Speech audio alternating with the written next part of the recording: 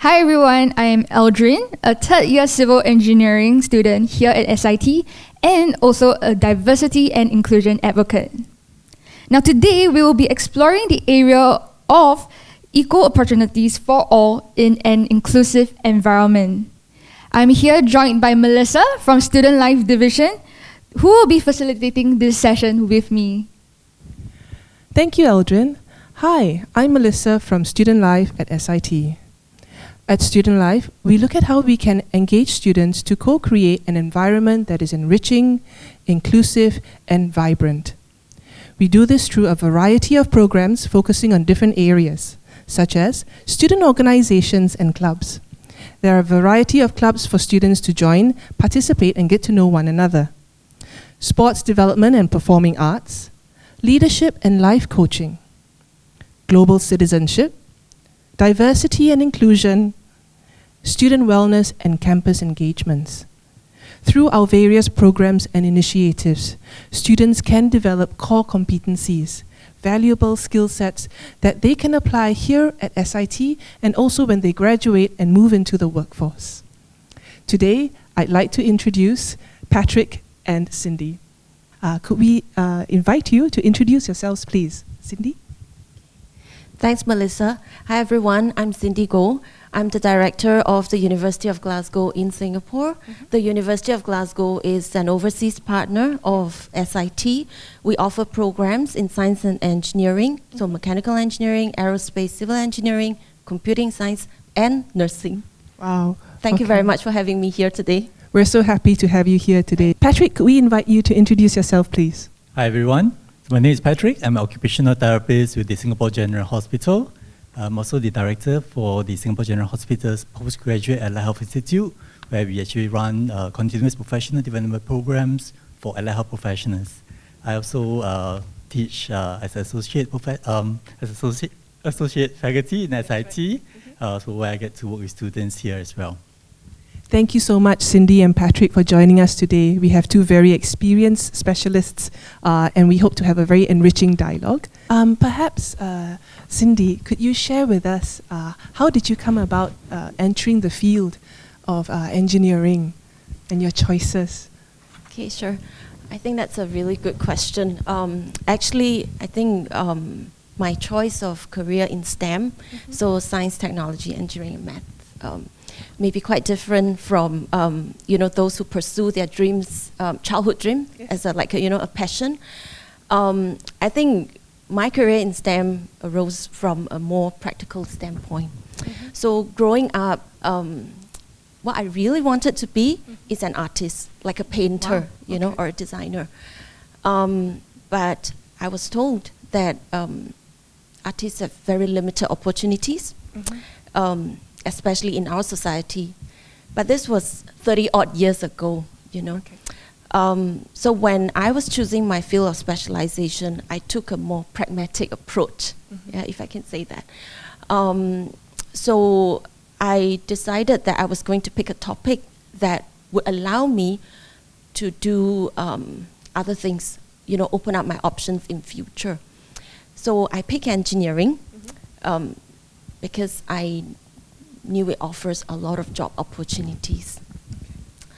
I remember, at that time, some of my friends did ask me, are you sure, this is something that you enjoy, that you will like?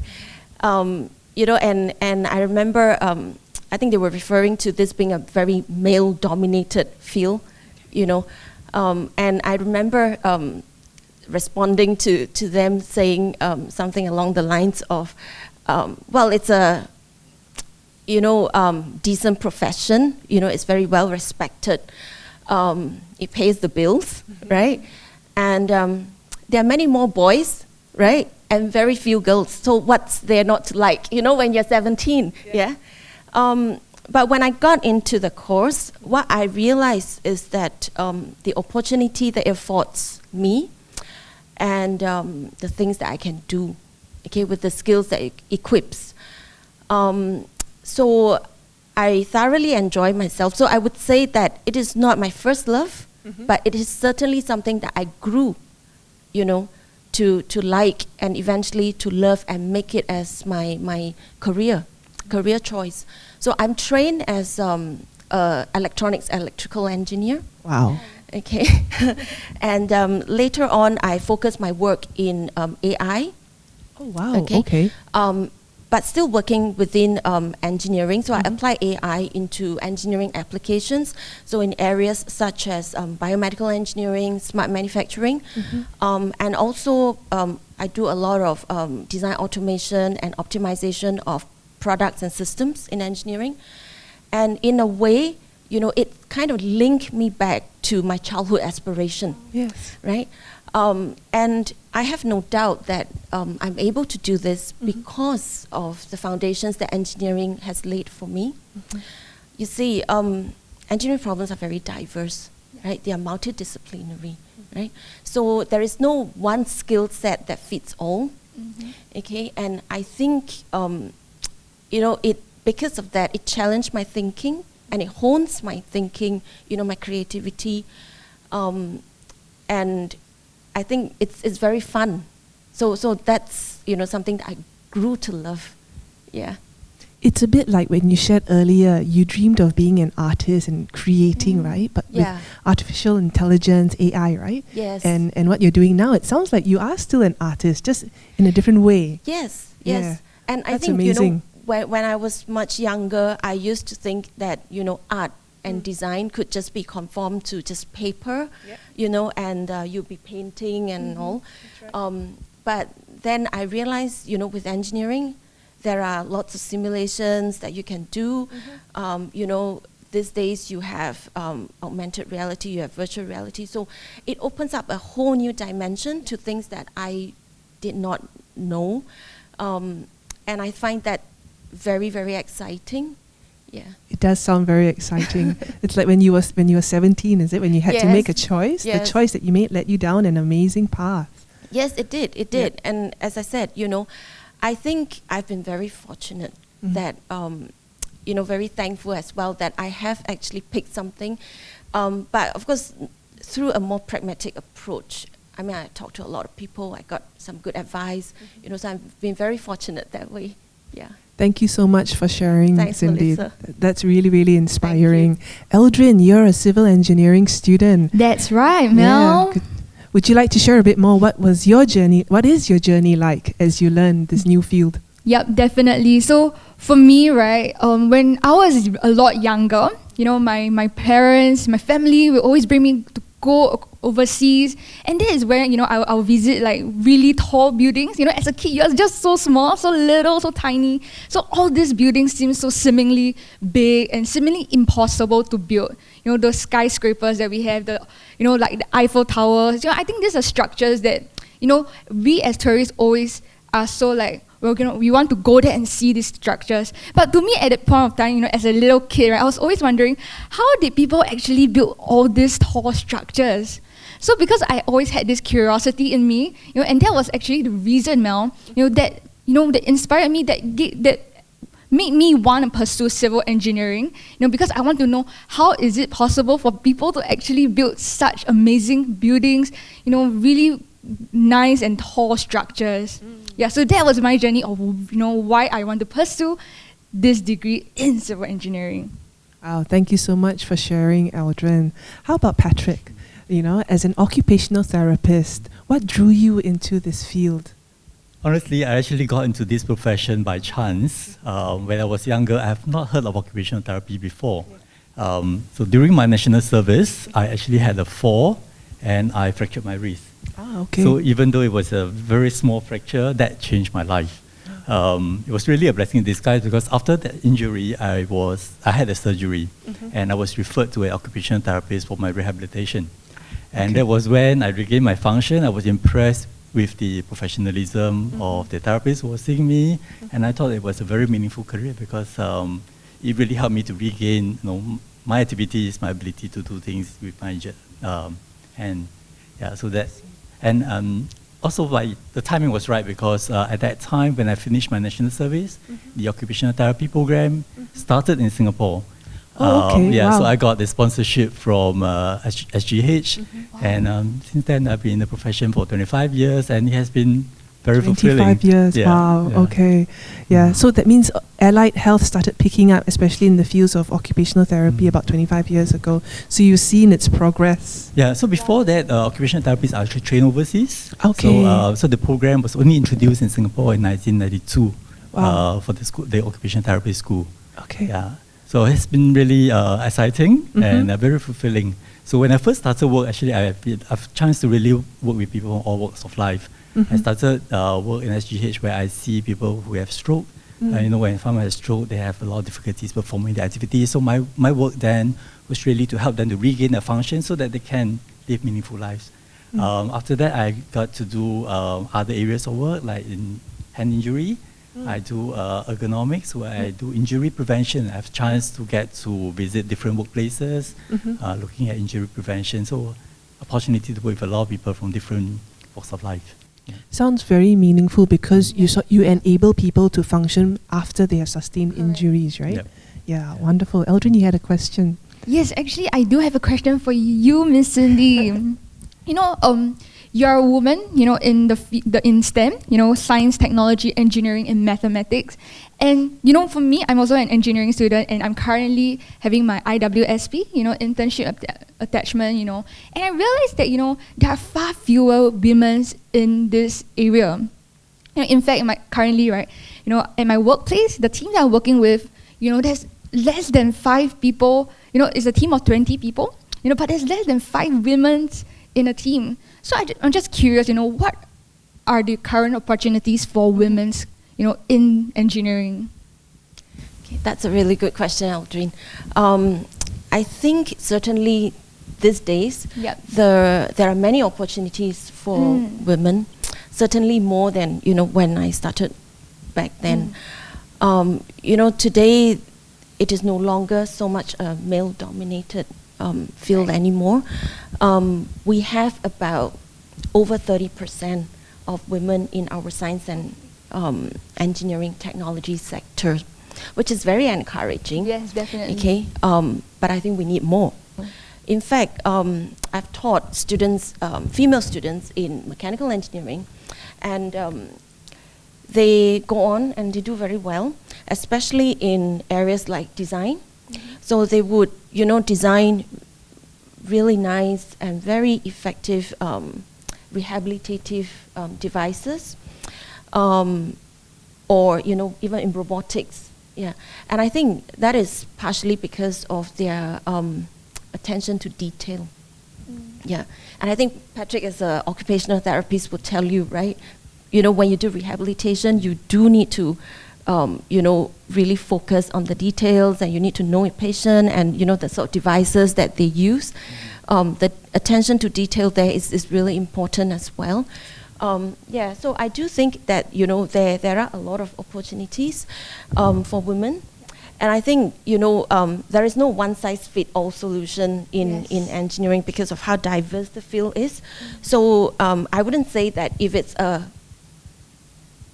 purely, female-dominated field or a male-dominated field that it would work. I think there needs to be a balance. Correct. And I think that's the beauty of engineering, where, you have this inclusivity, and yet that diversity, right? That when it comes together in a very nice balance, you can create something that is even better than what you have today. Wow. Yeah. I love it. I love the sharing so much. Yeah. It's it's really inspirational and very motivational. Thank you. And for me, right, I have my own dreams. And my dream is to become the best engineer that I perceive myself to be, and perhaps in the future also, to be able to guide my fellow juniors. And I really love hearing from you. So I do have another question, is that how do you actually rise in your career, your successes as well as the challenges? Well, so I think, as I said earlier, I've had the good fortune of working with, good bosses, good colleagues. I've got very good supervisors and mentors where I draw a lot of advice from. I think in the face of challenges, what is important, I mean, for me personally, I think it helps to have the mindset, the determination to say that I will do it, and not just I can do it. Okay, and you ride over the wave, right? And you forge ahead. I think that's very important, to look also at the positive side of things, and to be open. Yes. Right, to be open to ideas, to be open to advice. I think when I was much earlier on in my career, that was one challenge I felt, because I felt it was very hard to change the mindset of, if I presented an idea and, somebody had a different idea, I'm willing to accept the idea, but yet I felt it was very difficult to convince the other party to see things from my point of view. And this is a skill that you learn over time. So it's not so much, if you ask me, it's not so much the technical details or the technical problem solving, but it is, the sort of convincing people, the communications, and I think, through discussions, you work on the idea, you discuss the idea, remove the people, right? Discuss the idea, because you can have, very nice people with very bad ideas, or you could have, not so nice people, but they've got very good ideas. So Yes. I think it's the willingness also to respect and to listen. And you work as a team. So for me, I think that really helped very much. Wow. I think I've definitely learned a lot from, I've learned so much from you. What about you, Mel? Do you have any other questions? Yes. So we've heard from Cindy. Thank you so much for sharing.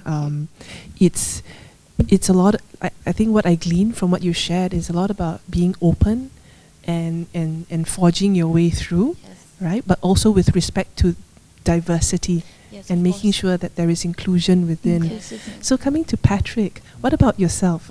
How did you rise in your career, and what would there be a difference between a male occupational therapist and a female occupational therapist? Well, I think in occupational therapy, whether you are male or female, it doesn't really make much of a difference because you are given equal opportunity. Although currently there's still female is in the majority, I've never once feels like I was a minority in this field.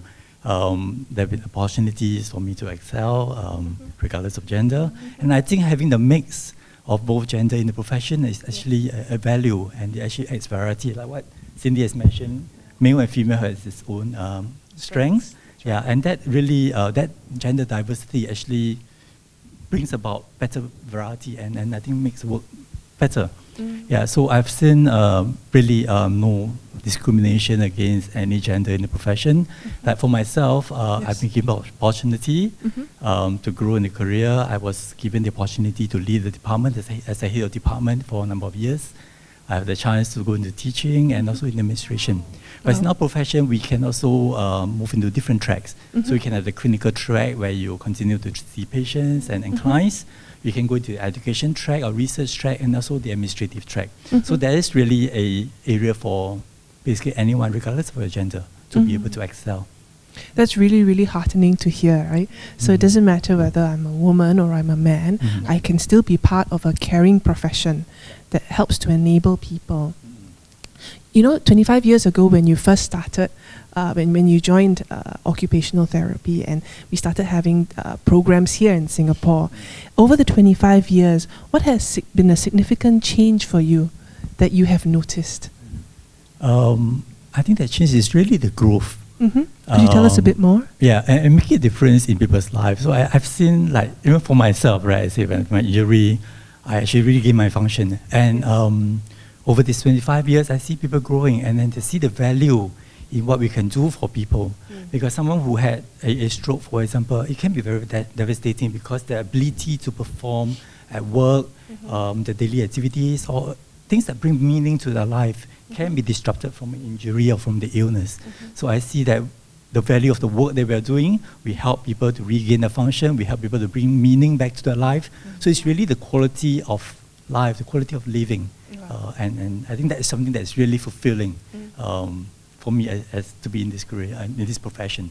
Thank you so much, Patrick. I can tell, that I think regardless of gender, as long as there is that authentic care and genuine want to help someone rehabilitate or regain their skills, their functions, right? That's more important than whether I'm a man or I'm a woman. Certainly. Thank you so much. As we wrap up this conversation, thank you very much. We wanted to check in because we do have viewers watching in, and they are prospective students. Right, and they're making their choice. Okay, what do I do? Cindy and Patrick, what would you like to share with our prospective students? Okay. So, what I would say is, be open, right? You may not know what you want to do for the rest of your life, right? When you're 17 or when you're 21. But I think, be open, believe in your own ability, and be willing to work hard, to work at it, and you will get there. I think it's also very important to speak to people, to get advice, speak to your parents, your teachers, your friends, speak to us, yeah? And, I have no doubt that, the students, they will go very far, in their career. Thank you so much, Thank Cindy. you. And Patrick, what would you like to share? To me, I think as long as you have the passion to serve, if values of altruism, like you are concerned with people's welfare, and you are concerned with equality and justice, I think this is a profession that can be very fulfilling for you. I think it's important to know your strength, because when you know your strength, you can then do what you're good at and you excel. So I think having a very positive attitude, being open to ideas, I think this would be something that would be important as you're seeking a career and your studies as well. Thank you so much, Patrick. Eldrin. Wow, I think it's super inspirational hearing from both of you. I've gleaned so much, I've learned so much from the stories, from what both of you have shared with us. And definitely, I think I'm all ready, Mel. I'm all ready to start my journey as a young engineer. Eldrin, what is the first thing that you think of when you think about starting your career as a civil engineer? Starting my career, for me, right, I think after today's session, right, is to really be open, like Dr. Cindy has shared, and to have the passion, to really be to be willing, to be open, to be willing to put in the hard work, and that I believe at the end of the day, right, the dream that I said that I would want to be in the field, that the dreams that I had earlier, that I shared with you guys, right, I believe that one day I'll be able to reach to that goal, and I'll be able to, help and give that guidance to my juniors. Thank you so much, Eldrin. Thank you, Cindy and Patrick, for having this conversation with us today. 3 things: attitude, values, and strengths. That's right. So this will, something for us to think about. Yes. So thank you for having this conversation. It doesn't matter which gender we are. More important, it's our passion and our willingness to rise to the challenge and forge ahead. Thank you very much. Thank you. Thank you very much. Thank you.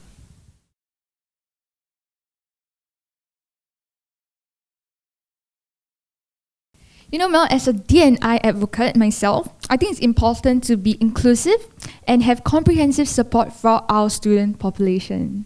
Yes, indeed, Eldrin. Here at SIT, we want to create this supportive environment for students so that they can have an enriching experience. In our second segment for today, we have with us Anissa and Hantong from Student Life at SIT. Anissa, would you like to introduce yourself, please? Hi Mel, it's so lovely Hello. to be here with you today. I'm Anissa from the Diversity and Inclusion team at SIT. I work closely with D&I advocates like Eldrin here to create a safe and supportive campus community for everyone. Thank you, Anissa. Hi, Hantong. Hi Melissa, my name is Han Tong and I'm from Student Life. I work in a team that supports students with special education needs. Thank you for having me here today. Thank you, Hantong.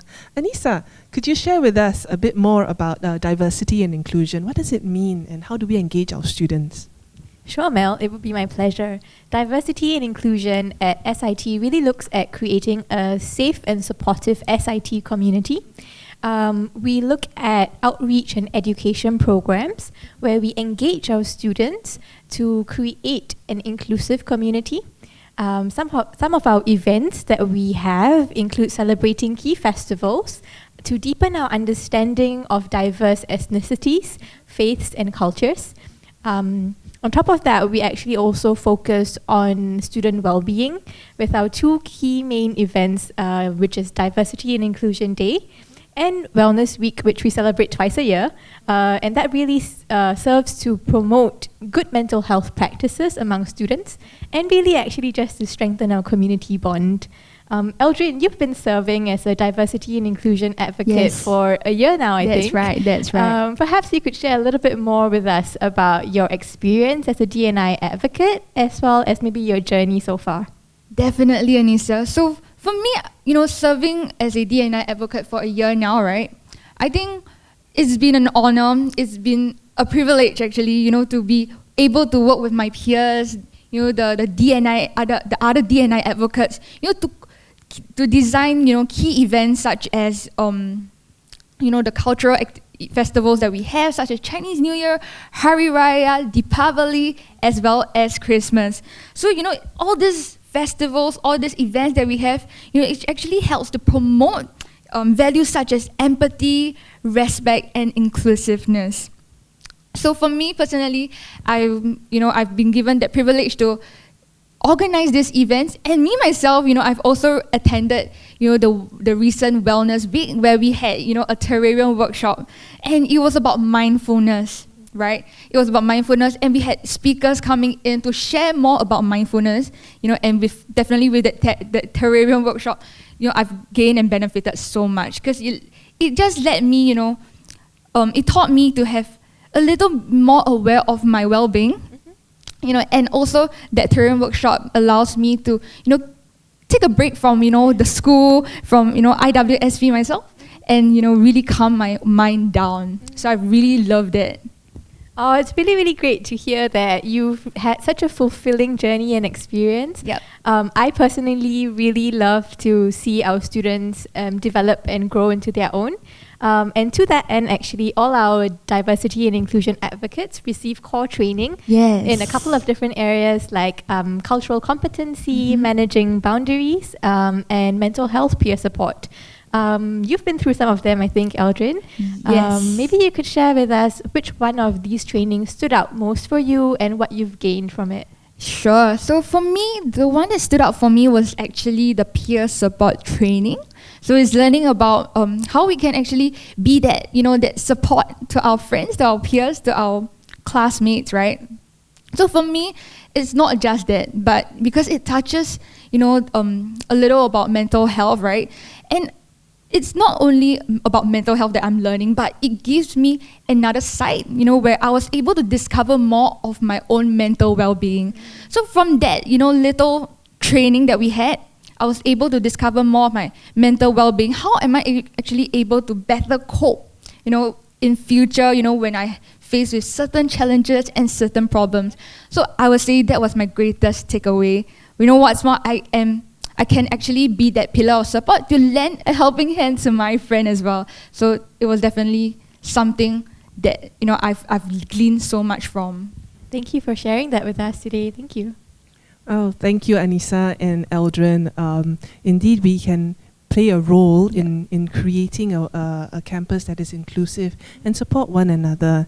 Speaking of support services, Han Tong, could you share with us what sort of support services are available for students who have accessibility challenges here at SIT? Sure, Mel. What we do here in Student Life is to provide support for students with accessibility needs to help them achieve their full potential during their learning journey here with us in SIT. And within the institution itself, we have an extensive support system where we work with various divisions and come together to ensure that all our students have access to the various facilities at our campuses. And in this area of need, our students can also come to us, to Student Life, to arrange for a consultation to discuss on campus access to campus facilities, assistive technology, as well as psychological wellness. For students with various physical impairment and learning condition, there are different types of support and assistive technology that we provide to help to support them. So one of the examples I can think of would be for students with hearing impairment. So we provide support in terms of assistive technology, where there's a device.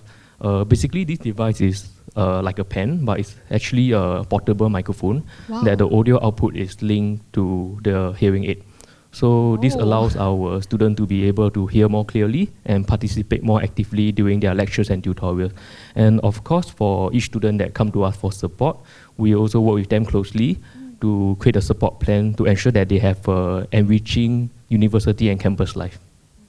Wow, it's just so amazing. And I think, as a DNI advocate, right, I'm proud to say that, now with this information that I know right now, I can actually go around, to my friends, to my classmates, to everyone that I know in school, and let them know that, hey, if you need, someone to be there, you need someone to give you that little support that you need, right? There is actually this service available in our school. Thank you, Han Tong and Eldrin. Yes, I think here at SIT, just in line with today's entire session, it's about equal opportunities for everyone. And we have programs, we have support services that will enable each student. And you don't have to journey alone here at SIT. We're all in this together. So thank you so much for sharing. This brings us to the end of our session today. We hope that you have benefited from it, and we look forward to welcoming you here at SIT. Take care and stay safe.